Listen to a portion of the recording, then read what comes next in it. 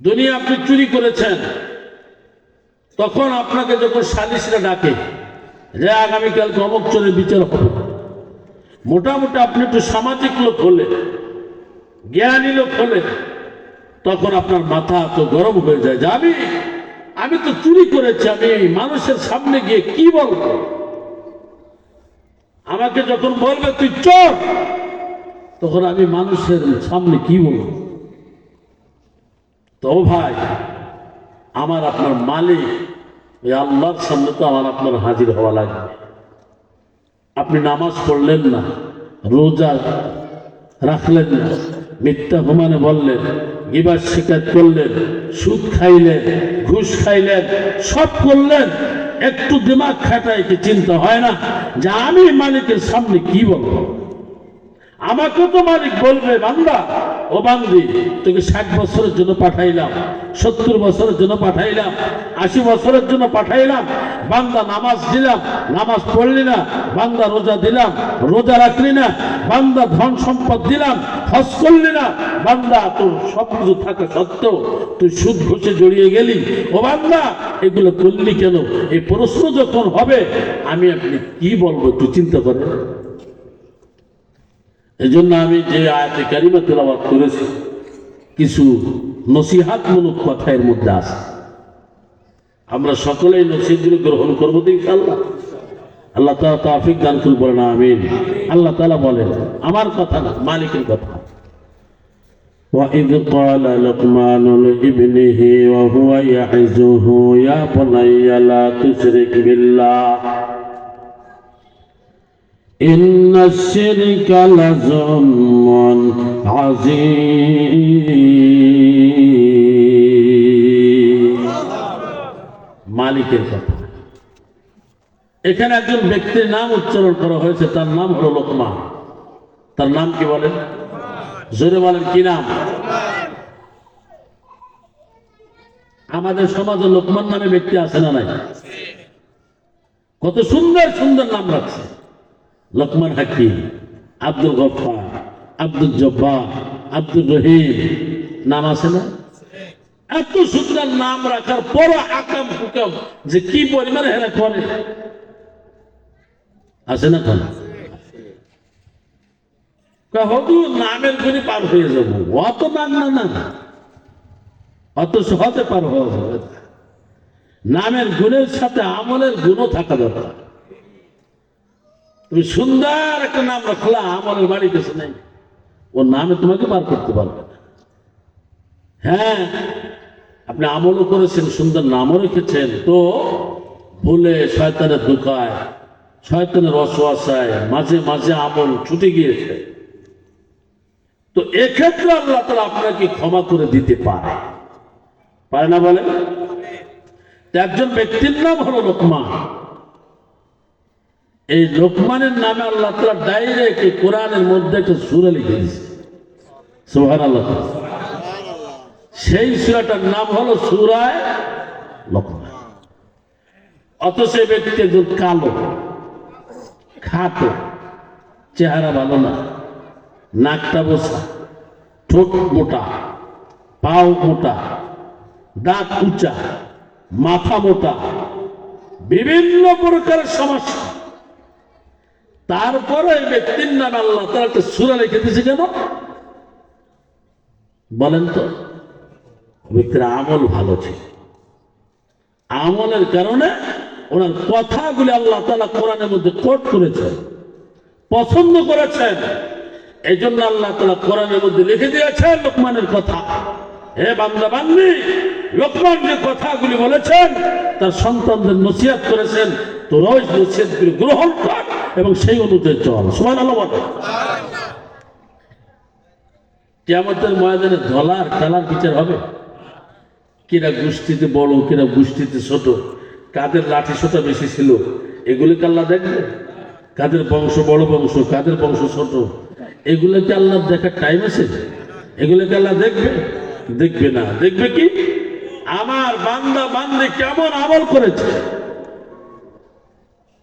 দেখেন, লোকমান হাকিম কালো, চেহারা ভালো না, গোষ্ঠী ভালো না, আবার রাখাল, মানুষের বাড়িতে কাম করতো। সুবহানাল্লাহ। যেমন নাকি হযরতে বিলালে হাবশী, আপনার নাম শুনছেন না? বিলালে হাবশী কুস্তিতে ভালো না, চেহারায় ভালো না, এত পরিমাণ কালো। বেলাল যদি কোথাও দিনের বেলাও দাঁড়ায় থাকতো, অপরিচিত ব্যক্তি বেলালকে টর্চ লাইট মেরে আলো দিয়ে দেখা লাগতো যেটা বেলাল কিনা। সুবহানাল্লাহ বলে।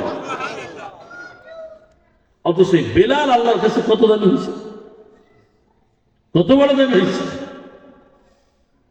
বেলালের জানটা যখন রুহুটা কবজ করতে আসে আজরাইল, এ ভাই প্রত্যেকের কাছে আজরাইল আসবে কি আসবে না বলেন? আসবে। তো বেলালের কাছে আজরাইল আলাইহিস সালাম হাজির হয়েছে তার রুহু নেওয়ার জন্য। আজরাইল আলাইহিস সালাম এসে বেলালকে সর্বপ্রথম সালাম দিল। সুবহানাল্লাহ নাই আপনার বলেছে? বেলালের কি দিয়েছে? সালাম দিয়েছে। দেখবেন কিছু কিছু মানুষের মৃত্যুর যন্ত্রণা যখন শুরু হয় তখন মাটি খামসায়, জিহ্বা কামড়ায়, ঠোঁট কামড়ায়, চোখ উল্টো পাল্টো হয়ে যায়, ঘিটি মোড়ায়, আসে না নাই বলে? আসে না বলে? আর কিছু কিছু রুহু যখন বের হয় তখন কেমন যেন এইমাত্র ঘুমায় পড়ছে। ঠিক না বেঠিক বলে? এই নফসগুলো, এই রুহুগুলো মুতমাইন্না, এদের নফস ভালো, এদের রুহু ভালো, এদেরকে আল্লাহ তাআলা ডাকেন, স্বাগতম করে ডাকেন। কোরআনের মধ্যে আল্লাহ তাআলা লিখে দিয়েছে, কোরআনের মধ্যে আল্লাহ তাআলা লিখেছে, ইয়া আইয়াতুহান নাফসুল মুতমাইন্না ইরজিই, ইয়া আইয়াতুহান নাফসুল মুতমাইন্না ইরজিই ইলা রাব্বিকি রাদিয়াতাম মারদিয়া ফাদখুলি ফি ইবাদি ওয়াদখুলি জান্নাতি। সুবহানাল্লাহ বলেন। নফসে মুতমাইন্না যারা, এদেরকে আল্লাহ ডাকে, আয় বান্দা আমার কাছে আয়, আমি তোদের জন্য জান্নাত রেডি রেখেছি। সুবহানাল্লাহ। বেলাল রাদিয়াল্লাহু তাআলা আনহুর কাছে যখন মালাকুল মউত আজরাইল আলাইহিস সালাম হাজির হয়ে গেলেন, আজরাইল এসে সালাম দিলেন, আসসালামু আলাইকুম। বেলালকে সালাম দিল। সুবহানাল্লাহ। বেলাল সালামের উত্তর দিল। বেলালকে যে বলতেছেন, বেলাল আপনার রুহু নিতে আসছে, জান নিতে আসছে। সুবহানাল্লাহ। বেলাল রাদিয়াল্লাহু তাআলা আনহুকে যখন মালাকুল মউত আজরাইল আলাইহিস সালাম সালাম দিলেন, সালামের উত্তর দিলেন, এরপরে আজরাইল ডাক দিয়ে বলেন, বেলাল আমি শুধু আপনাকে সালাম দেইনি, আল্লাহ তাআলা আমি আসার সময় আপনাকে সালাম জানাইছে। আমি শুধু সালাম দেই নাই, আল্লাহ আপনাকে সালাম জানাইছে। সুবহানাল্লাহ। সুবহানাল্লাহ। হাসান বসরি রহমাতুল্লাহ আলাইহি তার কুতুবাদের মধ্যে লেখেন, যে এক বাদশা দুনিয়ার বাটপার সিটার, আমাদের সমাজে কিছু নেতা আছে না, লুচ্চা সিটার বাটপার ওমানে আছে না? এই লুচ্চা গুলোর জন্য দেখবেন সমাজ ভালো চলে না। এটা হাদিসে কুদসির মধ্যে আল্লাহ রাসূল লিখছেন, বলছেন, قال النبي صلى الله عليه وسلم بادر ستا بالموت। 6টি অপরাধ যখন তোমার রাজ্যে শুরু হবে, 6 অপরাধ, কয় অপরাধ? ওই রাজ্যে আর ভালো চলবে না, ওই রাজ্যটা ভালো চলবে না, ওই দেশটা ভালো চলবে না, ওই দেশে কোনো দোয়াও কবুল হবে না। সব বলবো না তো, একটা দুটো বলি, কারণ আমি মূল আলোচনার দিকে যাব। তার মধ্যে 1 নম্বর হলো, গ্রাম বলেন, সমাজ বলেন, ইউনিয়ন বলেন, থানা বলেন, জেলা বলেন, বিভাগ বলেন, আর রাষ্ট্র বলেন, অযোগ্য ব্যক্তিরা যখন সমাজ পরিচালনা করবে তখন আল্লাহ তাআলা ওই সমাজের দোয়া কবুল করবে না। এই জন্য যোগ্য ব্যক্তিকে সমাজের নেতৃত্ব দেওয়া, যোগ্য ব্যক্তিকে না, নামাজ নাই, রোজা নাই, গাঁজা খায়, 5 ওয়াক্ত নামাজ নাই, 1 ওয়াক্ত এইদের নেতা বানাইয়া, সমাজের মাতবার বানাইয়া আপনি সমাজ চালাবেন, ওই সমাজে তো সুদ ঘুষ বেশি চলবে। 2 নম্বর, টাকায় বিচার বিক্রি হয়ে যাবে, টাকায়।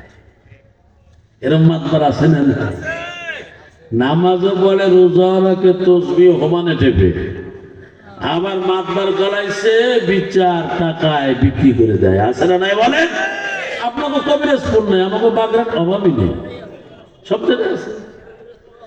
ওরে আল্লাহ, আল্লাহ মাফ করুক সকল বানাবি।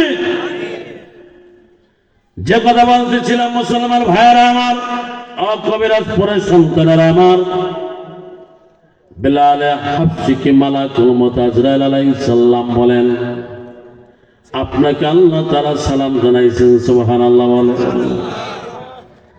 বেলাল হাবশি চিন্তা করলেন, আল্লাহ তাআলা নিশ্চয়ই আমাকে ভালোবাসেন বিদায় সালাম জানাইছেন, কারণ আল্লাহ তাআলা ভালো না বাসলে তো বেলালকে সালাম জানাইতেন না, ঠিক না বেঠিক?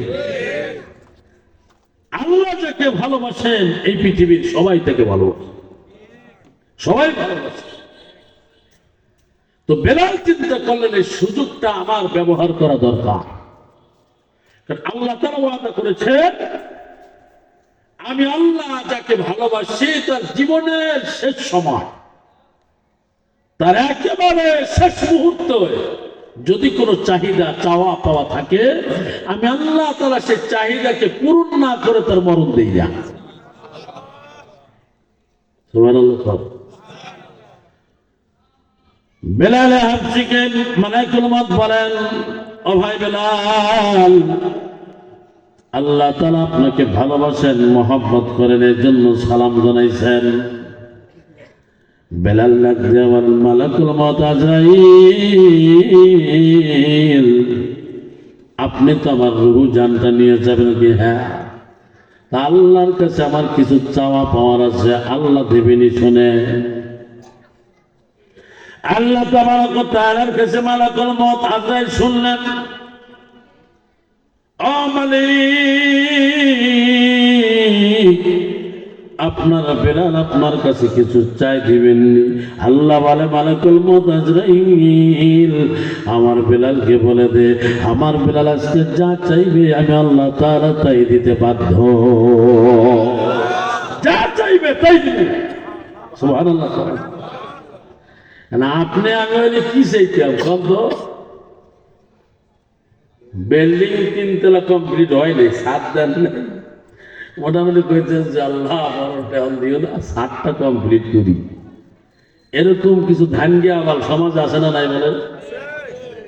আমার একজন সালাম দিয়ে মোসাফা করে, মুরব্বী, হুজুর আর কিছু চাওয়ার নাই, আর কিছু চাওয়ার নাই, ছোট মেয়েটাকে বিবাহ দিলে আর বড় পোলা 5 তলা একটা ভবন ধরছে, টেকেরা মোটামুটি 3 তলা 60 ঢালাই হয়েছে, ওই 2 তলা 60টা ঢালাই হয়ে গেলে আর মেয়েটার বিবাহ হইতে বাকি আছে, সেটা হয়ে গেলে এরপর আল্লাহ নিয়ে গেল, আমার কোনো আফসোস নাই।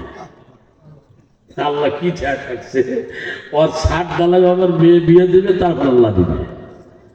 আমি তো মনে করছিলাম বেড়াই কইবে যে হুজুর হজ করতে পারি নাই, আল্লাহ যেন মরণের আগে আমাকে হজ করাই তার কবরে নেয়।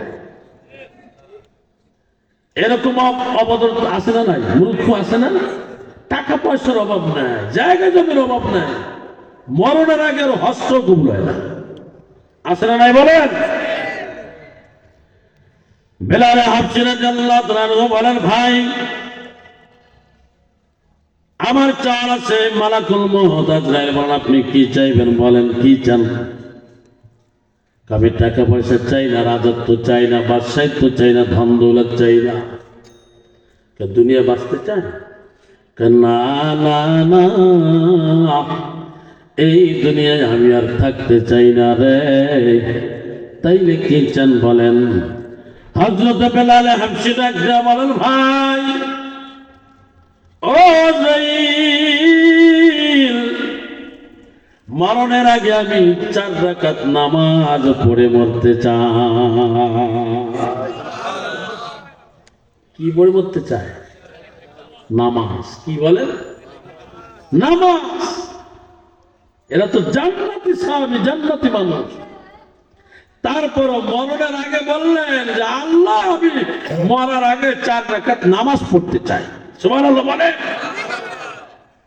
আর আমরা মরার আগে বালিশ হাতাই, ল্যাপটপ খুঁজি, বড় গলা ডাক দিলি গায়, বালিশের তলে 1 লাখ রাখা আছে। আমি নিজের চোখে দেখছি বিদে বলি, তো বালিশের নিচে 1 লাখ রাখা আছে। বাবা, অমুক জায়গাটা তুমি মোটামুটি বিক্রি করো আর বন্ধক দাও, দিয়ে মোটামুটি 2-2.5 লাখ টাকা এক জায়গায় কইরা আমার নামে একটু ভর্তি দিয়ে দিও, খরচ করি। মুসলমান সন্তানের আমার, কবিরাজপুরের দাড়ি পাকা বাপ জানলা আমার মালিকের কাছে সব সময়ের জন্য একটা জিনিস চাইবেন যে আল্লাহ, আমার আজব কাল হোক, মরণ তো হবেই হবে, মরণ তো হবে, কোনো ভুল নাই। আসেনি বলো, ও মালিক, আমার মরণ যেন গান বাজনার ময়দানে না হয়,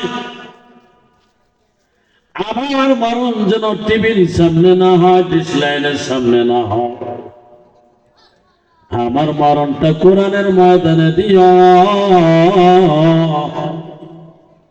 ও মালিক, আমার মরণটা যেন মসজিদের মধ্যে হয়, আমার মরণটা যেন নামাজরত অবস্থায় হয়।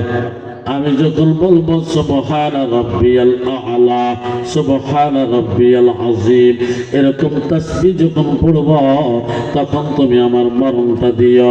আমার মরণ পানির মধ্যে দিও না, আমার মরণ ইষ্টকে দিও না, আমার মরণটা আগুনের মধ্যে পড়াইয়া দিও না, হঠাৎ মৃত্যু দিও না, গান বাজনার মধ্যে দিও না, বাজার ঘাটে দিও না।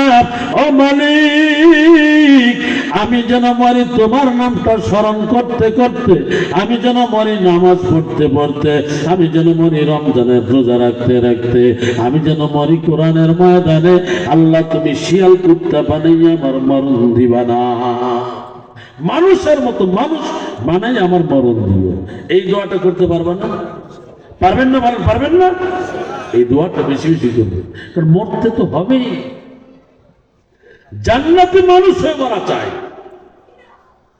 বেঈমান হয়ে আমাদের যেন মরণ না। আল্লাহকে বারবার বলবেন, আল্লাহ বেঈমান বানিয়ে রাখবেন না মালিক, অন্তত পক্ষে বেঈমান বানিয়ে না, নামাজিওয়ালা বানাইলে আপনি আমাকে কবরে ডাক দিলেন। এই আপনাদের এই এলাকায় দেখ হাজি সাহেব সেজদারত অবস্থা মারা গেছে না, আসরের নামাজে সেজদায় চলে গেছে, এমন সময় তার মরণ হয়ে গেছে। এরকম মরণ চাইবেন, এরকম মরণ চাইবেন, এরকম মরণ চাইবেন। এই কয়েকদিন আগে আমি দেখছি কোরআনের ময়দানে একজন তরুণ বক্তা কোরআনের আলোচনা করতে করতে স্টেজেই মারা গেছে। সুবহানাল্লাহ। এ মরণ ভালো না খারাপ? কোরআনের যখন আয়াতে টান দিছে, ওই নিঃশ্বাস হয়তো বা ফিরে নিয়ে আসতে পারে। মাওলানা ফরিদউদ্দিন শাহ, অল্প বয়স, আমার মতো এই কালা কালার, বেশি ডগডগ না, মারা গেছে। এ মরণ ভালো না খারাপ বলেন? তারপরের দিন আমি আর একটা মরণ দেখলাম, এক বুড়া, কমপক্ষে 70 তো হবেই। এই বুড়া 4-5টা যুবক এবং 2-3টা মেয়েদেরকে নিয়ে ড্যান্স দিতে দিতে মরছে, নাচতে নাচতে মরছে। আমি বলেন, এই বুড়া তো মরার সাথে সাথে জান্নাতে যাবে, কত কয় না? নাউজুবিল্লাহ বলেন। এই মরণটা ভালো না খারাপ? খারাপ না? আমার সোনার ছেলের, আমার বাপ জানলা আমার, এই জন্য আল্লাহ রাসূল বলেন, আমার উম্মতিরা মরণের জন্য সবসময় প্রস্তুতি নিয়ে থাকবা, সবসময় রেডি থাকবা, কারণ আজরাইল এসে কখন যেন তোমাকে থাবা দিয়ে রূহটা নিয়ে যায়। ওই সময় যদি তুমি বেঈমান হয়ে যাও, জাহান্নামী হয়ে যাওয়া, আর যদি তোমার ঈমান থাকে তো জান্নাতে চলে যাওয়া। বেলাল হাফসে ডাক দেয়া বলেন, ভাই 4 রাকাত নামাজ আদায় করতে চাই, 4 রাকাত নামাজ পড়বা, পড়েন, শর্ত আছে। সুবহানাল্লাহ। আমার কি শর্ত? শর্ত হলো তুমি আজরাই, তোমার দেখলে এমনি সবাই ডরায়। সুবহানাল্লাহ বলেন না? তোমার দেখলেই সবাই ডরায়, আমারও ভয় লাগে। ও ভাই আজরাইল,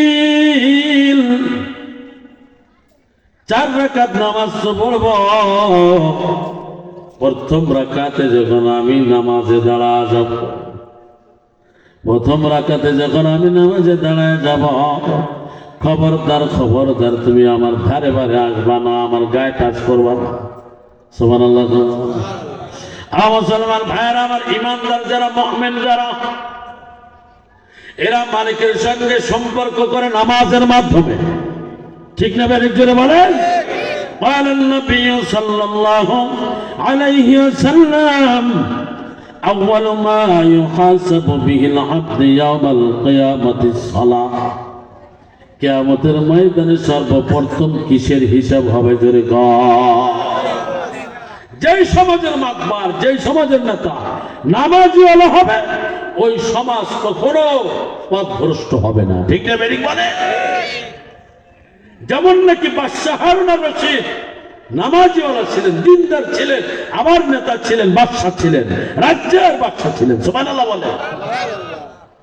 হারুন আর রশিদের কথা যখন মনে উঠলো, একটা কথা কই যে 2 জন ভিক্ষুক আসছে হারুন আর রশিদের দরবারে খয়রাত চাইতে, ভিক্ষা চাইতে। বর্তমানে আবার ভিক্ষুক পাওয়ার বেশি, কম দিলেন না। ঠিক না বেরিক?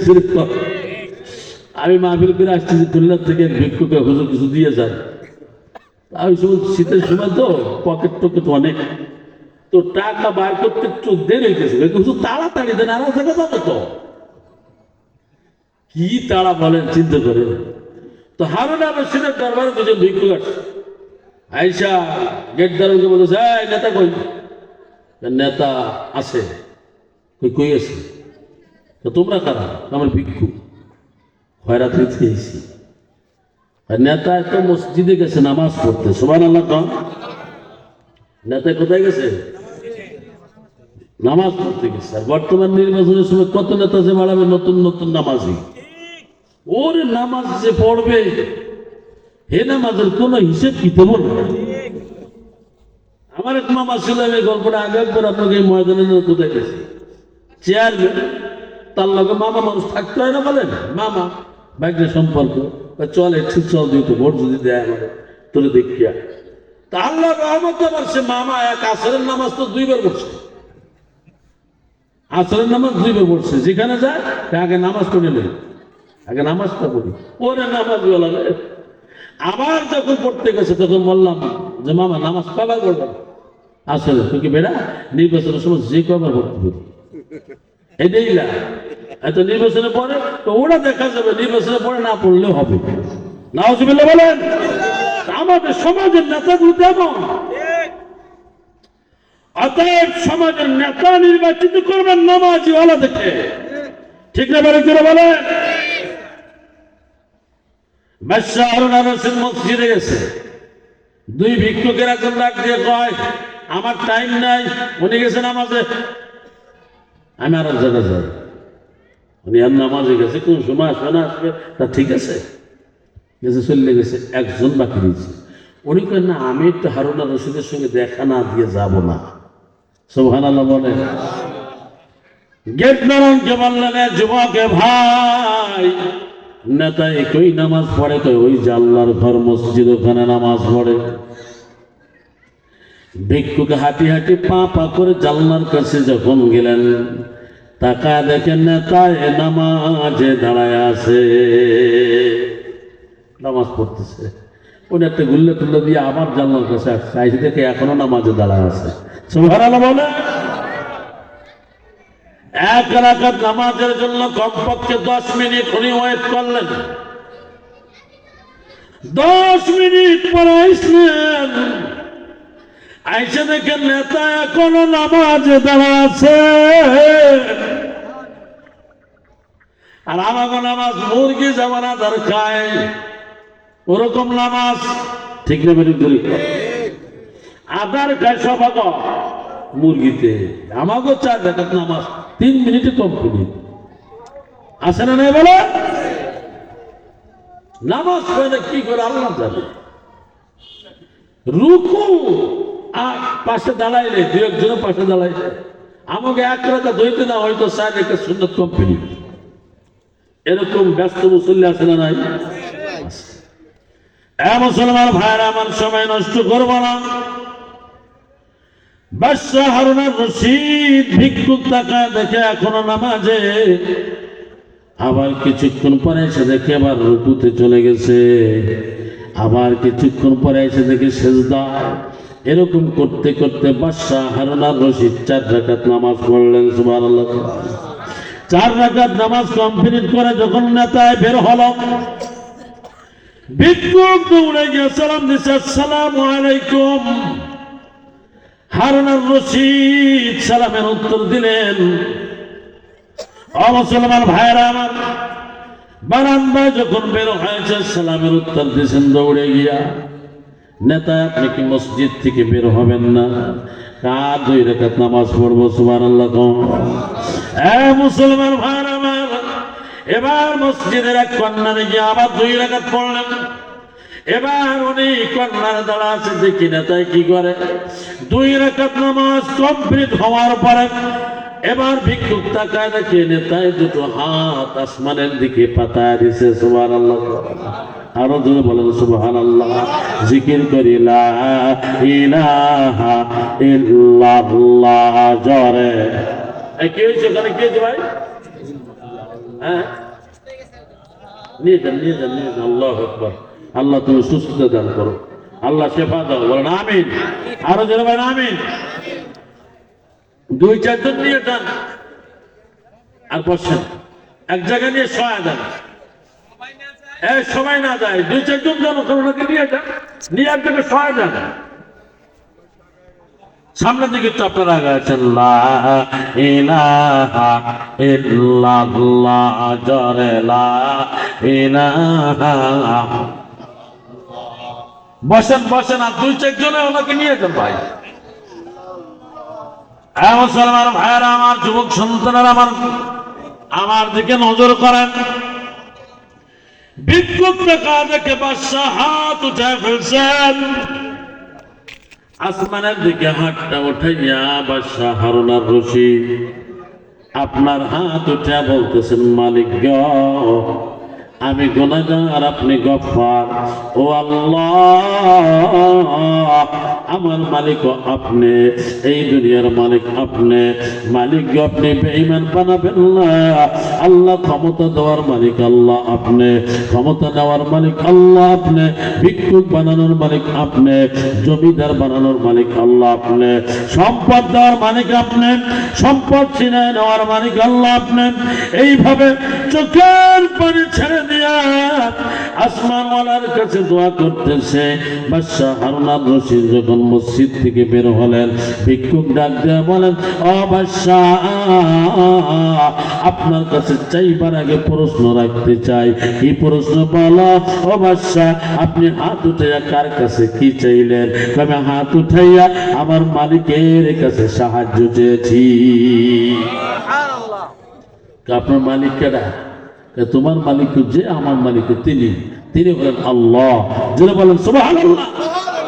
চিল্লা বলেন তো আমার আপনার মালিক কে? আরো যারা বলেন কে?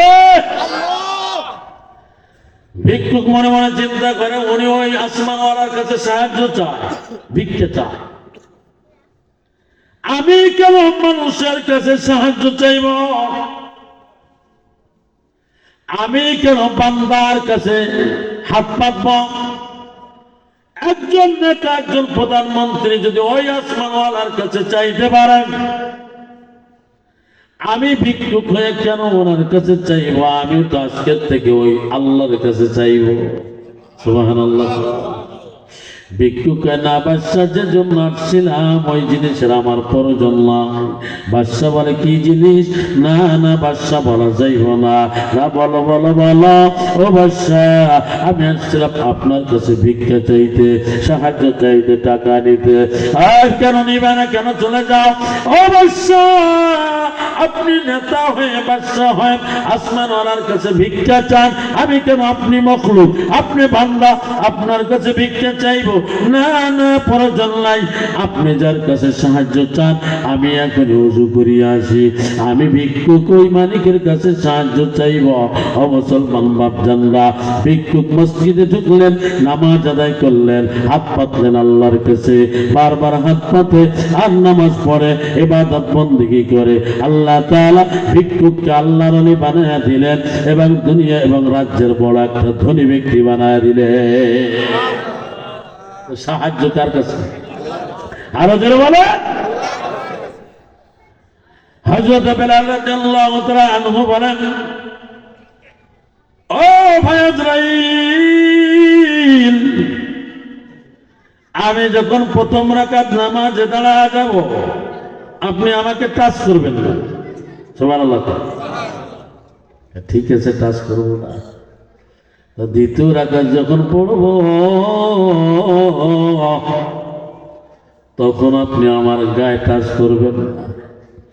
তৃতীয় রাকাত যখন আমি আদায় করব, তখন আপনি আমার কাছে আসবেন না।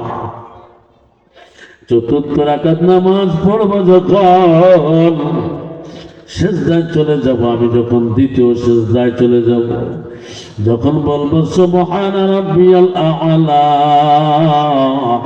বলেন সকলে আমার সঙ্গে সুবহানা রাব্বিয়াল আ'লা। আমি যখন এই তাসবিহটা উচ্চারণ করব, ও ভাই আজরাইল, আপনি এমন সময় আপনি আমার মরণটা দিয়ে দিবে, আমার রূহ নিয়ে যাবেন। সুবহানাল্লাহ বলে। কারণ কি? আজরাইল ভাই মালাকুল মউত কিচ্ছু নিয়ে যাইতে পারলাম, অন্তত পক্ষে মালিকের সামনে গিয়ে বলবো, আল্লাহ আমি মরার সময় তোমার কদমে সিজদা দিয়ে বসছি। সুবহানাল্লাহ বলে। এই বেলালে আপনি কিন্তু কালো স্মরণ রেখে বেলালের কথা আর একটু বলে যাই।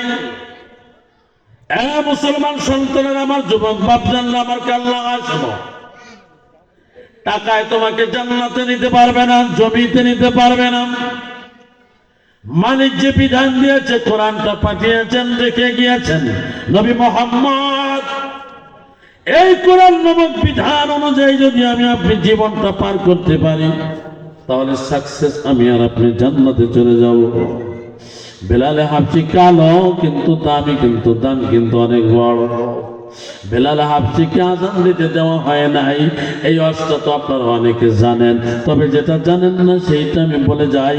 আযান যখন দিতে দেওয়া বাধা হলো, ও আল্লাহর নবী, বেলালের কণ্ঠ ভালো না, জবানও ভালো না, আওয়াজও ভালো না, আপনি বেলালের পরিবর্তে ভালো কণ্ঠের অধিকারী একজনকে মুয়াজ্জিন বানায় দেন। আল্লাহর নবী বলেন, ঠিক আছে, তোমাদের আবদার আমি গ্রহণ করলাম। পরের দিন একজন মুয়াজ্জিন নিযুক্ত করা হলো। ফজরের আযানের সময় বেলাল আযান দেয় না, বেলালের কলিজাটা ফাটিয়া যায়। বেলাল মসজিদে নববীর বারান্দায় দাঁড়ায় দাঁড়ায় কান্দে আর মালিককে ডাক দিয়ে বলে, মালিক, জিহ্বা থতলা বানাইছো তুমি, কণ্ঠ ভালো দাও নাই তুমি। আমি বেলাল যদি তোমাকে না ডাকি তো আমার ভালো লাগে না। ও মালিক, তুমি আমাকে নিয়ে যাও, নচেত আমি যেন তোমাকে ডাকতে পারি রে প্রভু। আমি এই জবান দিয়ে তোমার নাম ছাড়া কারো নাম আমি উচ্চারণ করি নেই। আমি যার গোলাম ছিলাম, আমি কালিমা পড়ার কারণে আমাকে মারধর করত। আবু বকর বলতো, বেলাল আস্তে আস্তে আহাদ বল, আস্তে আস্তে আহাদ বল। কুল হুয়াল্লাহু আহাদ আল্লাহুস সামাদ লাম ইয়ালিদ ওয়া লাম ইউলাদ আলাম ইয়াকুল লাহু কুফুয়ান আহাদ। আস্তে আস্তে একাত্মবাদের কথা, আল্লাহর কথা উচ্চারণ কর। ও ভাই বেলাল, আগামীর থেকে আমি আস্তে আস্তে উচ্চারণ করবো। ও ভাই আবু বকর, আমি আগামীকালকে থেকে আস্তে আস্তে উচ্চারণ করবো। ঠিক আছে জায়গা। পরের দিন আবার মারে, আবার পিটায়, আবার লাথি দেয়, আবার পাড়ায়, আবার গিরিগুল্লা দেয়, আবার বলে আল্লাহু আহাদ, আল্লাহু আহাদ চিল্লা চিল্লা বলে। আবু বকর ডাক দিয়ে বলে, ও বেলাল, আমি না তোমাকে বললাম? আস্তে আস্তে উচ্চারণ করলো, মালিক শোনে। জোরে ডাকলো আল্লাহ শোনে, আস্তে ডাকলো আল্লাহ শোনে, সমুদ্রের নিচে গিয়ে ডাকলো আল্লাহ শোনে, গোপনে ডাক দিল আল্লাহ শোনে, প্রকাশ্যে ডাকলো আল্লাহ শোনে। আপনি আস্তে আস্তে ডাকেন। ঠিক আছে, আমি চেষ্টা করবো আগামী থেকে। মুসলমান ভাইরা আমার, পরের দিন বেলালের পা দুটোই রশি বান্ধিয়া মরুভূমির উপরে টানে, পিঠের চামড়া ছেড়ে যায়, বুকের চামড়া ছেড়ে যায়, রক্ত বের হয়, আর চিল্লা চিল্লা বেলাল কয় আল্লাহু আহাদ, আল্লাহু আহাদ। আবু বকর আমার ডাক দিয়ে বলে, বেলাল, আমি না তোমাকে বললাম না আস্তে আস্তে ডাক দিতে? কারণ আস্তে ডাকো আল্লাহ শুনে। এবার বেলাল চোখের পানি ছেড়ে দিয়ে ডাক দিয়ে বলে, ভাই আবু বকর, আপনি মুরব্বী সাহাবী, আপনি সর্বপ্রথম সাহাবী, আপনার কথা আমার মানা দরকার, শোনারও দরকার। কিন্তু আমাকে যখন মারে, আমাকে যখন লাথি দেয়, আমাকে যখন পিটে, আমাকে যখন টানে, আমি আমার ওই মালিকের নাম আল্লাহু আহাদ জোরে জোরে উচ্চারণ করলে আমার ব্যথা অনুভব হয় না, আমার শরীর ব্যথা হয় না, আমাকে মারে এটা আমি অনুভব হয় না। আর আস্তে ডাকলে আমার শরীর ব্যথা লাগে। আমি যত জোরে আমার মালিককে ডাকি, যত জোরে উচ্চারণ করে আমার আল্লাহকে ডাকি, ততই আমার ভালো লাগে, ততই আমার মজা লাগে, ততই আমার ভালো লাগে, ততই আমার আরাম লাগে। আমি আমার মালিককে জোরে ছাড়া ডাকতে পারি না। জোরে বলেন না আল্লাহু আকবার, আরো চিল্লা বলেন আল্লাহু আকবার। বেলাল ডাক দিয়ে বলে, মালিক, ও আসমানের মালিক, আমি যখন জবান দিয়ে তোমাকে ডাকতাম আল্লাহু আহাদ, আল্লাহু আহাদ, আমার গোলাম আমার জিহ্বাটাকে, আমার মনিব আমার জিহ্বাটাকে টান দিয়ে পেরাক মেরে দিল। নাউজুবিল্লাহ বলেন। ও মালিক, কোন কোন রাত আছে আমার জিহ্বার মধ্যে আগুনের সেটা দিয়ে দিল, আমি থতলা হয়ে গেলাম। আমি তোমাকে ডাকতে গিয়ে আমি থতলা। আজকে আমার থতলার কারণে আজান দিতে দেওয়া হলো না। আমি তোমাকে না ডাকলে আমার ভালো লাগে না। ও মালিক, আমি এখন কি করবো তুমি বলো? ফজরের আজান আর বেলাল দিল না। ও মুসলমান, কালো বেলাল কেমন দামি, একটু কাল লাগায় শোনেন। আমিও মুসলমান, বেলালও মুসলমান, তুমিও মুসলমান, বেলালও মুসলমান। তোমার মাথা টুপি, বেলালের মাথা টুপি, তোমার মুখ ভরা দাড়ি, বেলালের মুখ ভরা দাড়ি। ও মুসলমান, আমি ডাকলে মালিক কেন শুনবে না? আপনি ডাকলে কেন মালিক শুনবে না? ডাকার মতো ডাক দিবেন। ও মুসলমান যুবক বাপ জানলাম, আমার কাল লাগা শোনেন। আর একটু সামনের দিকে আগাই। হযরতে বেলালকে আজান দিতে দেওয়া হলো না। চোখের পানি ছেড়ে দিয়ে কাঁদবেন।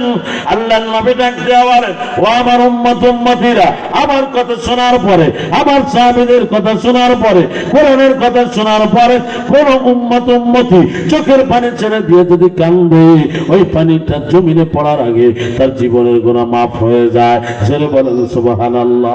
ও মুসলমান, ও যুবক সন্তান, বেলালকে আজান দিতে দেওয়া হলো না, নতুন মুয়াজ্জিন আজান দিয়ে দিল। আপনার আমি, আপনি আমি যারা ইমামতি করি তারাই তো ভালো জানে, ফজরের আজানের পরে আধা ঘন্টা পরে, 35 মিনিট পরে, আপনার 40 মিনিট সর্বোচ্চ, এই টাইমের মধ্যে আপনার ফজরের আজান, আজানের পরে জামাত হয়ে যায়। ঠিক না বেঠিক? জোরে বলেন। মুসলমান ভাইয়ের আমার, আল্লাহর নবী সময় মতো নামাজ পড়া দিলেন। সুবহানাল্লাহ। নামাজ পড়ছে তো ঘন্টাকে ঘন্টা পার হয়ে যায়, দুনিয়াতে সূর্যের আলো আসে না, দুনিয়াতে সূর্যের আলো আর আসে না। ঘন্টাকে ঘন্টা পার হয়ে যায়, আল্লাহ সূর্যের ফোকাস দেয় না। অন্ধকার অন্ধকার অন্ধকার। আল্লাহ নবী সেজদায় পড়ে গেছে, আল্লাহকে ডাক দিয়ে বলে, ও মালিক গো, আপনি কি কিয়ামত দিয়ে দিবেন? আপনি কি এখন ইসরাফিলকে আদেশ দিবেন সিংহে ফু দেওয়ার জন্য? আপনি কি কিয়ামত দিয়ে দিবেন? এভাবে আল্লাহ নবী কান্দে। আল্লাহ তার ডাক দিয়ে বলে, জিবরিল তুই কই? ও আল্লাহ আমি হাজির। আমার পয়গম্বরের কানে কানে গিয়ে বল, কিয়ামত হইবে না, তবে যতক্ষণ পর্যন্ত, যতদিন পর্যন্ত আমার বেলাল আযান না দিবে, অতক্ষণ পর্যন্ত, অতদিন পর্যন্ত আমি আল্লাহ দুনিয়ায় সূর্যের আলো দিব না। কবিরাজপুরের মুসলমান ভাইরা আমার, এই যুবক ভাই, সময় শেষের দিক, আয়াতের দিকে যাইতে পারবো না, আল্লাহ শুনে রে ভাই। বেলাল ভাবছি যতক্ষণ আযান না দিবে অতক্ষণ পর্যন্ত আসমানওয়ালা ডাক দেয় বলেন, সূর্যের আলো দুনিয়াতে হবে না।